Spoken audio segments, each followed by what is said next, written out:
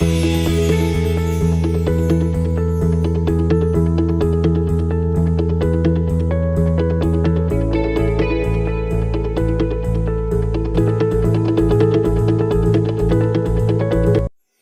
everyone, welcome to another Power Talk with Archana. I'm back with Surya Prakash Mohapatra and let's discuss more on L&D initiatives. Hello Surya. Hi, Archana. I'm glad to be back again. Yes, and so am I. My audience are really happy. Past 3 days, I have been receiving so many messages. They're loving each and every episode of this series. Thank you so much for coming on board. Happy to hear that, Archana. Thank you so much. Great. So let's start this journey. Today we have a question from one of our audience and view. How can L&D create a future-proof workforce? Well, the workforce, in order to become future-proof, needs to make sure that they are constantly upskilling themselves so that even if their jobs become obsolete, they do not become obsolete. They continue to remain relevant. And L&D can play a very crucial role there. The key thing here is to make sure that L&D works with organizations, academia, government agencies, and other organizations to ensure that they provide upskilling, reskilling, cross-skilling, and outskilling to the workforce continuously.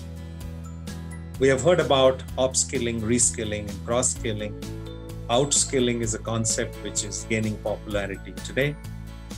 I will talk a little bit more about it in a while. Upskilling is important to make sure that you train people so that even if their jobs become obsolete in the organization, they can take up new jobs in the same organization. So if you believe that your data entry operators will lose their jobs because the transactional jobs will become automated and digitized, you may train them on another set of skills. You may teach them basic programming, for example, to be able to take on different roles in the organization. That's what upskilling is all about. But outskilling is about preparing the workforce for any future role, not necessarily within the organization. Preparing them for future roles, preparing them to take up new jobs, maybe within the organization or outside. Organizations owe it to their employees. They just can't say that, your skills are not relevant today and they were no longer required. It's their commitment to support their workforce by outskilling them. So I think these are different ways L&D can really make the workforce future-proof. What is important is to start by understanding which are the roles in the organization that are going to become obsolete.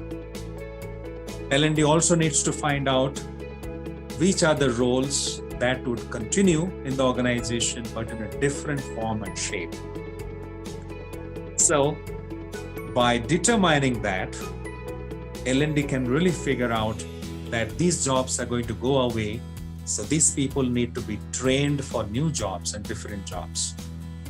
And they should also find out that here are the set of jobs which will remain, but the nature of the job will change, the form and shape will change.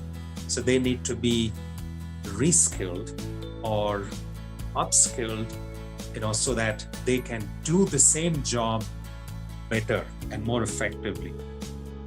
So I think determining that and then putting a strategy and roadmap for the organization is very important. So it's important for L&D to strategize and give a roadmap to the organization. It's important for L&D practitioners to know as to what's happening in the industry, what jobs are going to go away, how is their sector going to get impacted, their organization going to get impacted, what new skills are evolving, and where they can curate, learning solutions to build such skills and capability. I think a good strategy, a good roadmap, and seamless execution is the key to make the workforce future-proof. Absolutely. Totally loved it, sir. I think you've given wonderful tips out there for the L&D practitioners to follow and make and create a future workforce absolutely ready to take on the jobs we can look forward to in times to come. Thank you so much. Thanks a lot, Surya. Have a wonderful day. Thank you, Archana. You have a great day too. Take care.